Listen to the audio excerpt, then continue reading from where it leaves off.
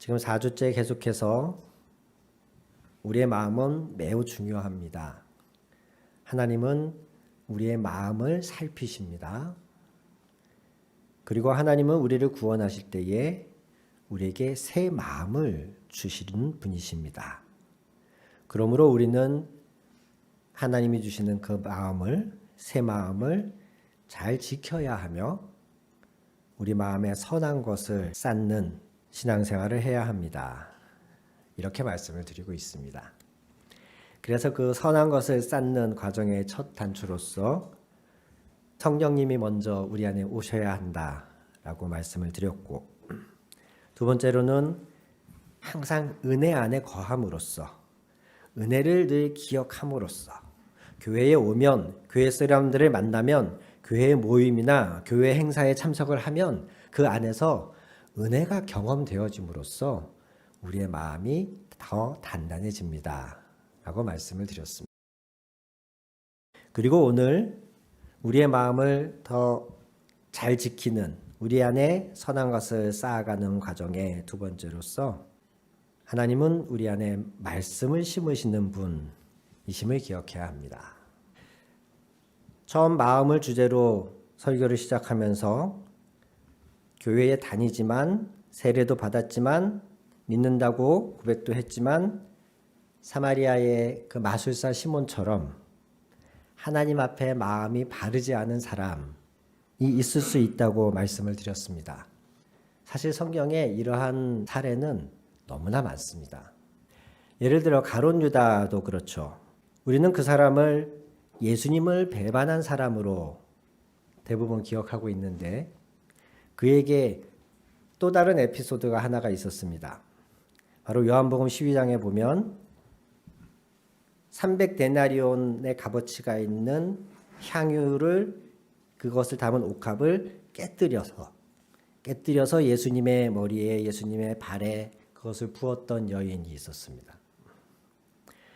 그 현장을 바라보고 있던 주변에 있는 많은 사람들 중에 가룟 유다가 나서서 뭐라고 했냐면 요한복음 12장 5절 6절에 이렇게 기록합니다.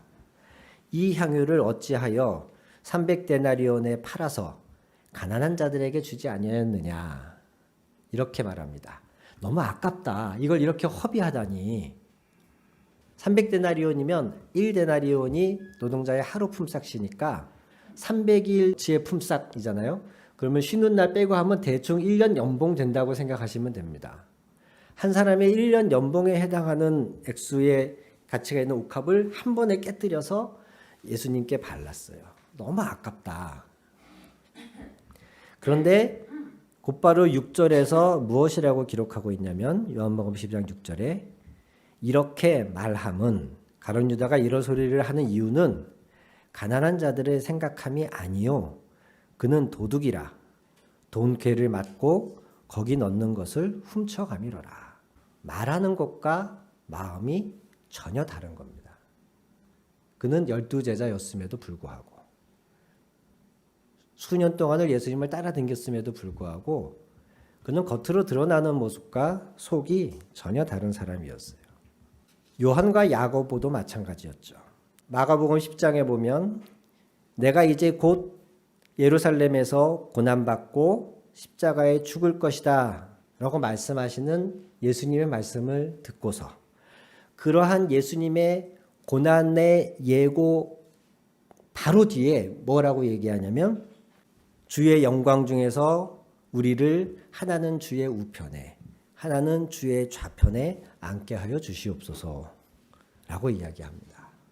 예수님은 죽으러 간다라고 말씀하시는데 그 얘기를 도대체 어떻게 들었는지 모르겠어요. 그 말을 듣고 무슨 해석을 했는지 모르겠는데 그들은 한껏 들떠가지고 예수님이 주의 영광 중에, 즉 이스라엘을 다시 회복하고 이스라엘의 왕으로 군림하실 그때에 우리 형제를 오른쪽 왼쪽에 세워주십시오 라고 하는 부탁을 합니다.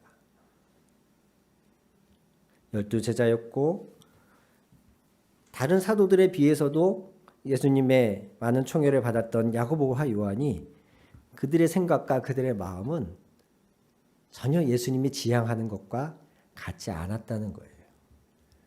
교회 안에 있으면서도 말씀을 입에 달고 살면서도 우리 사람이라는 존재는 이럴 수 있어요. 바울 사도가 로마의 감옥에 갇혀서 빌립보 교회를 향하여 쓰는 서신인데 빌립보서가 거기 1장에 17절에 이렇게 말합니다. 15절부터 읽을게요.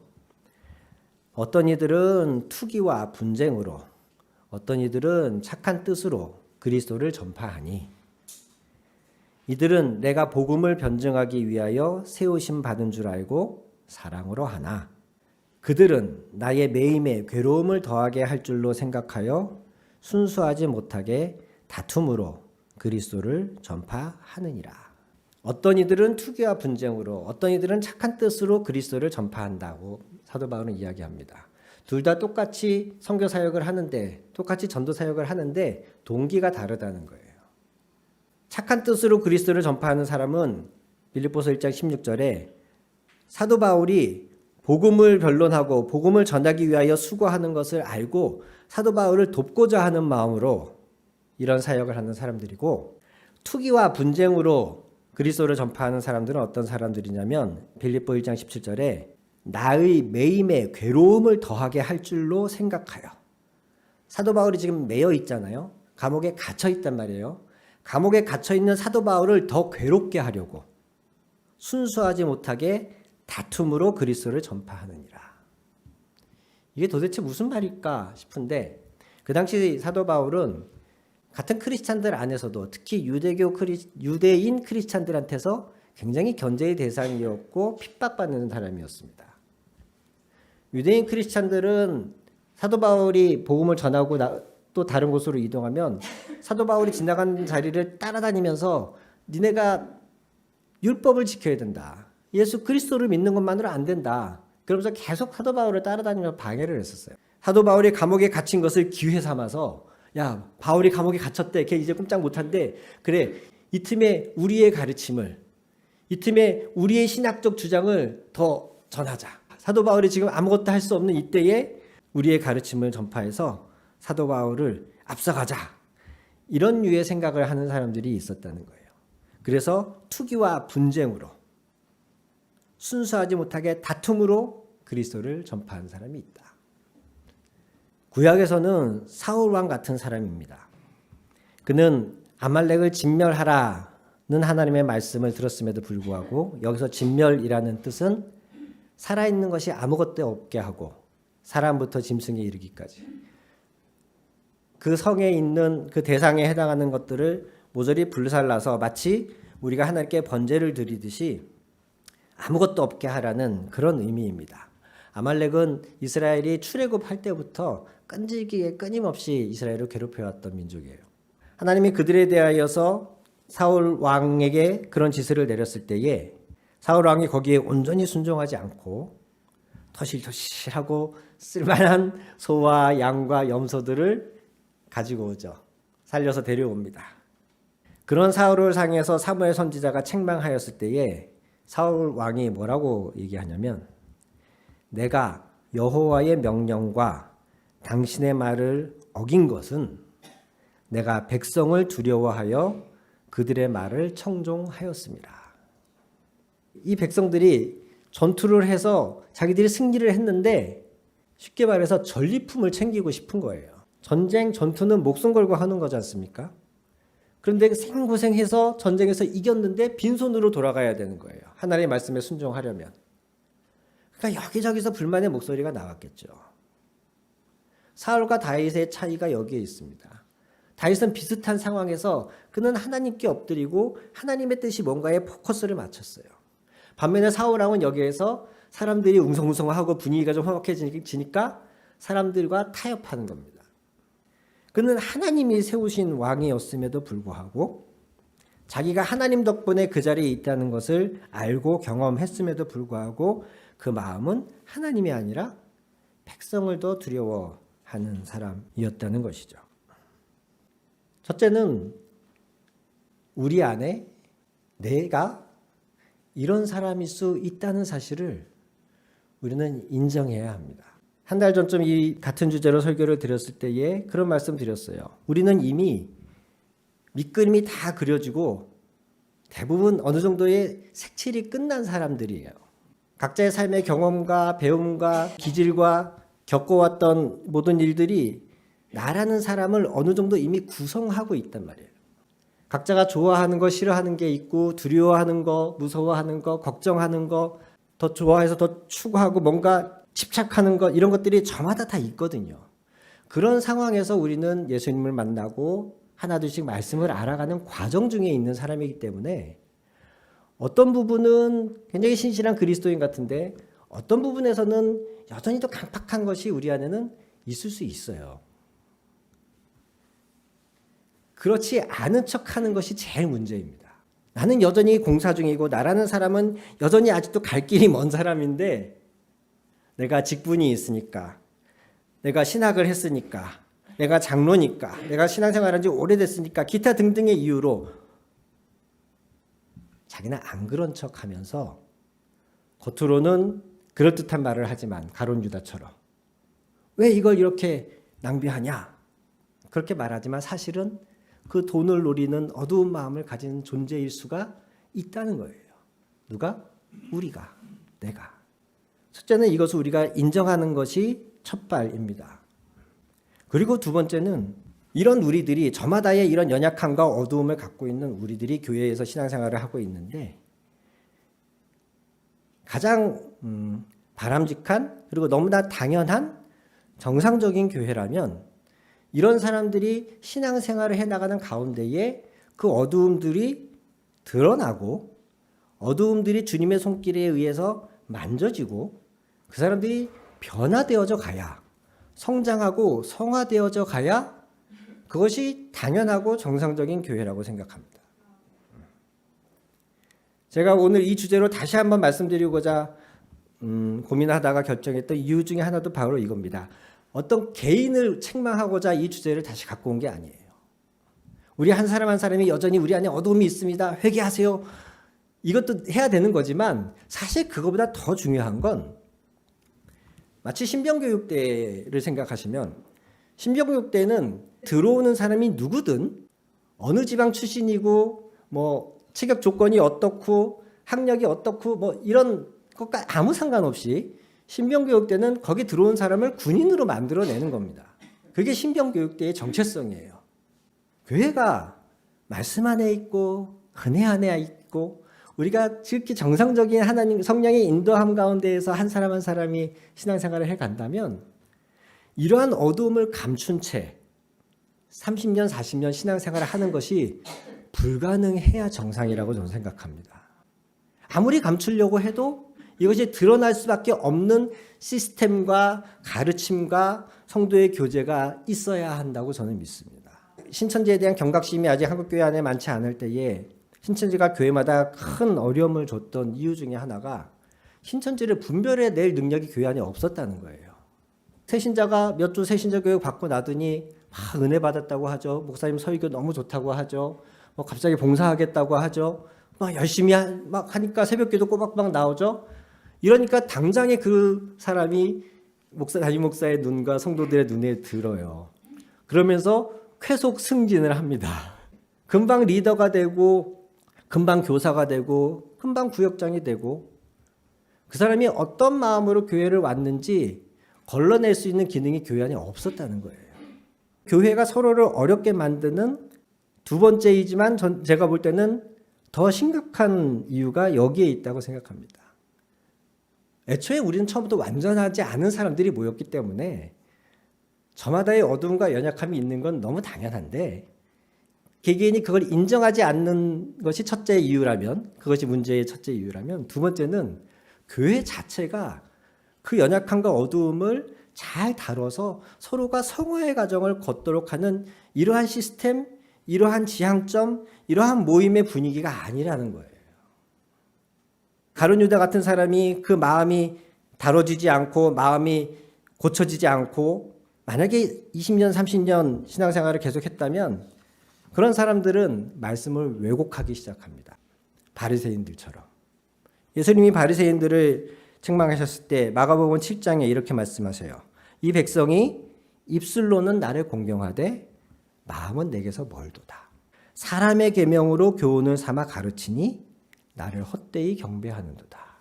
마음은 하나님으로부터 멀리 있는 사람이 영적인 지도자라는 타이틀을 갖게 되면 하나님의 말씀을 왜곡하기 시작해요. 자기가 원하는 것, 자기에게 유리한 쪽으로 하나님의 말씀을 왜곡하는 거예요. 그러면서 부모님에게 마땅히 드려야 할 것을 드리지 않고서도 하나님께 드렸다라고 그러면 오케이, 괜찮아. 그렇게 무마해져 버리고, 성전을 두고 맹세하면 괜찮지만 성전에 금을 두고 맹세하면 꼭 지켜라. 이렇게 물질주의적인 방향으로 가르치고, 누구든지 제단으로 맹세하면 아무 일, 그걸 지키지 않아도 아무 일 없거니와 제단 위에 있는 예물, 즉 잡아서 바친 그 짐승이겠죠.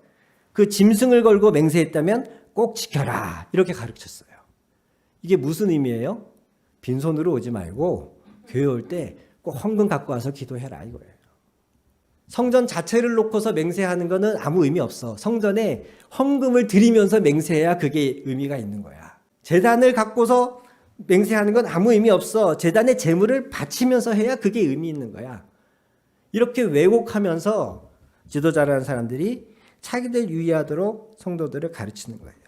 그래서 예수님이 그들에게 하신 말씀이 너희가 산과 바다로 두루 다니면서 제자 하나를 찾으려고 그렇게 노력하는데 결국 그 제자 한 명을 찾아서 너희보다 더 지옥 자식을 만든다. 왜곡하고 이상한 가르침을 사람의 계명으로 사람을 가르침으로써 그 사람을 너희 자신보다 더 지옥 자식을 만든다. 이렇게 책망하시지 않습니까? 그게 어떻게 가능하느냐?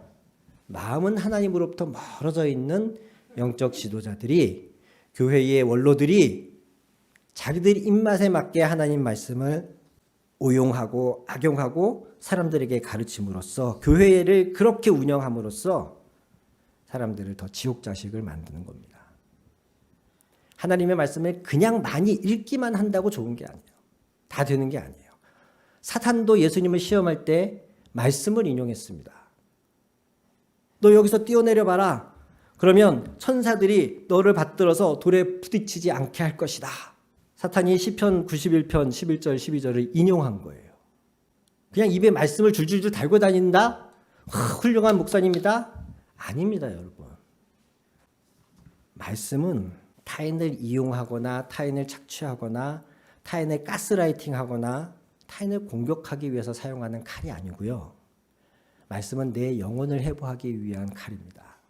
히브리서 4장 12절에 말씀하시길 그 하나님의 말씀은 살아있고 운동력이, 활력이 있어서 그 하나님의 살아있는 말씀이 제일 먼저 하는 게 뭐냐? 너의 관절과 골수를 찔러 쪼개고 너의 마음의 생각과 뜻을 감찰하느니라. 하나님의 말씀은 나를 감찰하기 위해서, 나의 단단한 껍질을 해부해서 그 안에 있는 진짜 속마음이 뭔지를 드러내기 위해서 하나님의 말씀은 내 안에 오는 것입니다. 지금 읽은 히브리서 4장 12절 말씀 바로 뒤에 13절에 그래서 만물이 벌거벗은 것 같이 드러나느니라. 이렇게 말씀하세요. 하나님의 말씀은 그 앞에 내가 섰을 때에 나를 완벽하게 벌거벗은 모습으로 진짜 나의 속마음이 무엇인지 드러내는 것. 이게 하나님이 말씀이 내게 왔을 때 가장 먼저 하시는 일입니다. 이것은 일회적으로 끝나는 것이 아니에요. 교회를 다니는 가운데에도 우리 안에는 여전히 해결되지 않는 문제들이 있을 수 있어요. 이 부분이 잘 다뤄질 수 있도록 교회는 성도들을 잘 도울 수 있는 그런 분위기와 모임의 목표가 있어야 되는 것입니다. 그러지 않다 보니 마음에 여전히 이런저런 어두움을, 악한 것들을 부분적으로 갖고 있는 사람들이 교회 안에서 왁자지껄 하다 보니 당연히 아픔이 있고 어려움이 있지 않겠습니까? 우리의 초점이 하나님이 지금 나도 몰랐던 나를 드러내시고 계시구나. 하나님이 지금 저 자매의, 저 형제의 연약한 부분을 새롭게 하고 계시구나. 이런 관점으로 받아들이고 우리의 초점을 그곳에 맞춰서 기도를 해야 합니다. 그런데 우리는 종종 저 사람을 내가 어떻게 하면 이길까? 이러면서 내가 휘두르기에 좋을 그런 말씀을 막 찾아가지고 그걸 상대방을 막 찌르고 베고 하죠.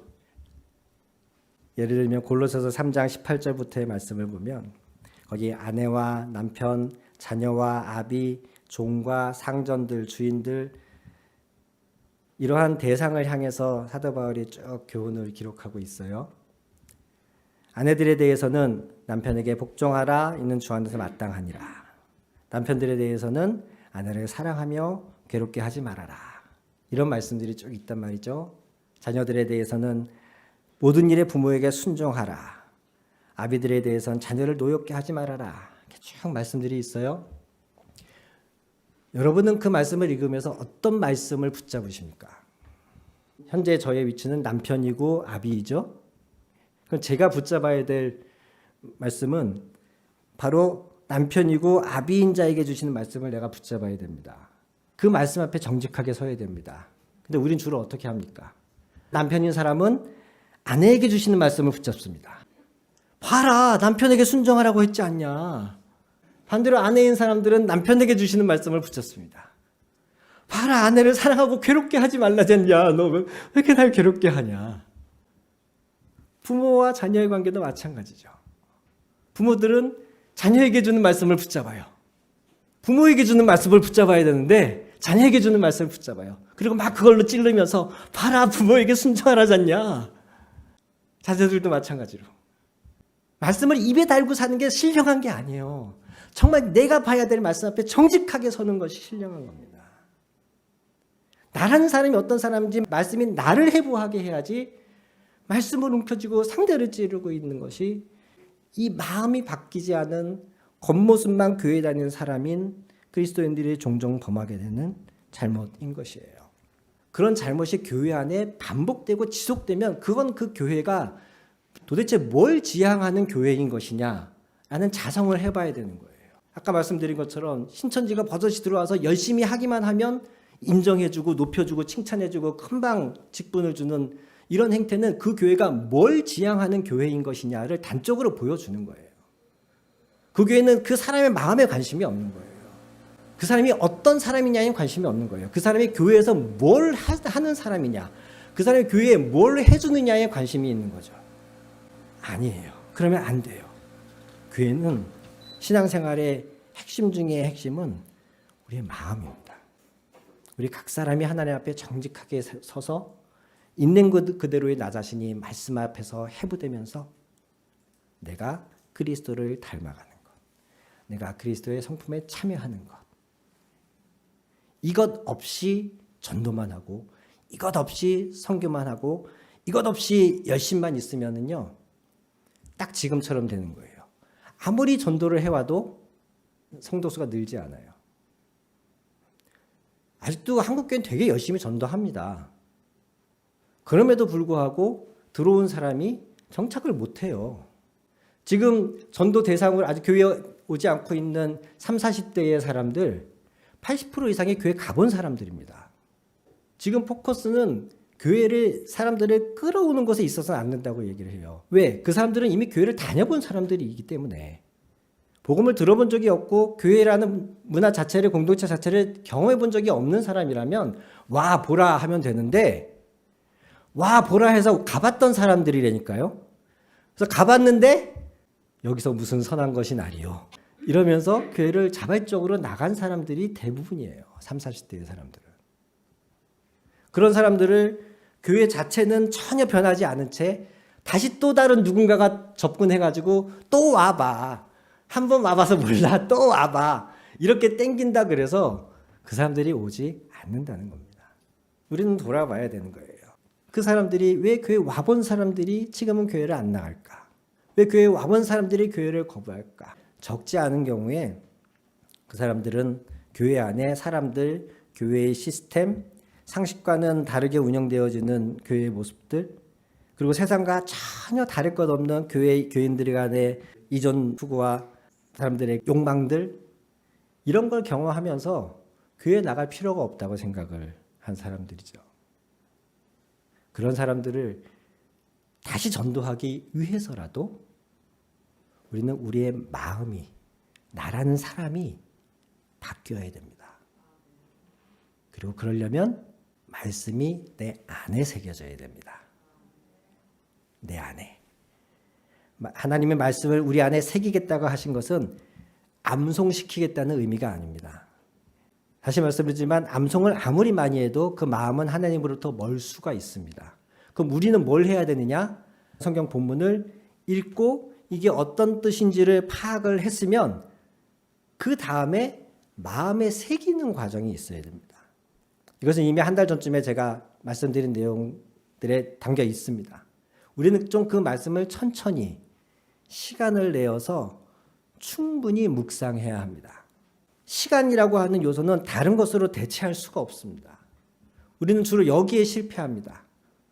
기도도, 말씀 읽는 것도, 예배하는 것도 주로 여기에서 실패해요. 충분히 그 말씀이 내 안에 새겨질 때까지 시간을 들이지 못한 채 말씀을 쭉 읽고 이런 뜻이구나 라고 한번 털고 일어나. 왜? 머리로 이해했으니까 내가 그 말씀을 아는 것 같거든요. 그런데 그 말씀이 아직 마음에 새겨지지 않았다는 사실을 우리는 모르는 거예요. 부모가 아무리 자녀를 사랑해도 부모가 나를 사랑한다는 걸 스스로 느끼지 않으면 부모의 사랑을 받지 못한 사람들과 똑같아진다 그래요. 하나님 내게 어떤 분인가? 하나님 내게 어떤 일을 행하셨는가? 성경 말씀에 아무리 기록이 되어 있고 그것이 머리로 아무리 내가 알고 있어도 그것이 내 마음에 새겨지기 전까지는 온전히 내 것이 아닙니다. 말씀이 내 마음에 새겨지기 전까지는 그 말씀에 내가 순종할 수도 없고 그 말씀이 내게 영향력을 끼칠 수도 없어요. 그 말씀이 내 안에 꾹꾹 눌러서 우리가 머리에 염색약을 했으면 염색약이 쭉 스며들 때까지 좋은 포도주를 담궜으면은 그 포도주가 잘 익을 때까지 우리는 충분히 시간을 들이면서 그 안에 머물러야 하는 것처럼 우리 하나님의 말씀을 앞에 설 때에 그 말씀을 충분히 묵상하고 내 안에 새기고 하는 시간들이 있어야 됩니다. 말씀을 읽는다, 듣는다, 그리고 말씀대로 산다. 우리는 주로 이것만 생각했어요. 말씀을 듣거나 읽거나 배우거나 했으면 말씀대로 살아야 된다. 우리는 늘 이 두 가지를 가지고 살았는데 안타까운 건 우리가 자주 실패한단 말이죠. 새로운 말씀을 배웠고 익혔는데 그 말씀을 행하거나 실천하는 거에서 우리가 자주 실패해요. 우리가 뭔가를 빠뜨렸기 때문에 그래요. 이 말씀을 내 마음에 새기는 작업을 하지 않은 거예요. 충분히 그 말씀이 내 안에 묵은지가 될 때까지 그 말씀과 함께하는 시간을 우리가 소홀히 했다는 거예요. 하나님이 우리 마음에 성령을 보내주시겠다 약속하시면서 그 성령은 너에게 새 마음을 줄 것이다 그 약속하시면서 동시에 하신 말씀이 내 말을 너희 마음에 새기겠다 하셨습니다. 이 세 가지가 우리의 마음을 지키고 성화시켜가는 가장 중요한 요소입니다. 마음은 너무 중요한데 그런데 우리 기독교 안에서 그 중요한 마음에 대해서 뭐라고 선포하냐면 하나님은 우리에게 성령을 우리 마음에 주시면서 새로운 마음을 새로운 법을 우리 안에 새겨주시겠다 말씀하시는 거예요. 오직 이것만이 사람을 새롭게 할 수 있고 오직 이것만이 우리에게 새로운 살 이유와 목적이 됩니다. 그래서 마음에서 생명의 근원이 나는 겁니다. 사랑하는 성도 여러분, 늘 주님의 우리를 구원해 주신 그 은혜 안에 거하시기를 바라며 그 은혜 안에서 우리에게 선포되는 말씀을 좀 더 진지하게 차분하게 깊이 있게 묵상하심으로써 내가 그 말씀 앞에서 있는 그대로 드러나는 그래서 꽁꽁 감추었던 내 어둠 안에 빛이 들어옴으로써 내가 점점 빛이 되어가는 그런 놀라운 은혜를 체험하게 되시기를 주님의 이름으로 축원합니다. 같이 기도하시겠습니다.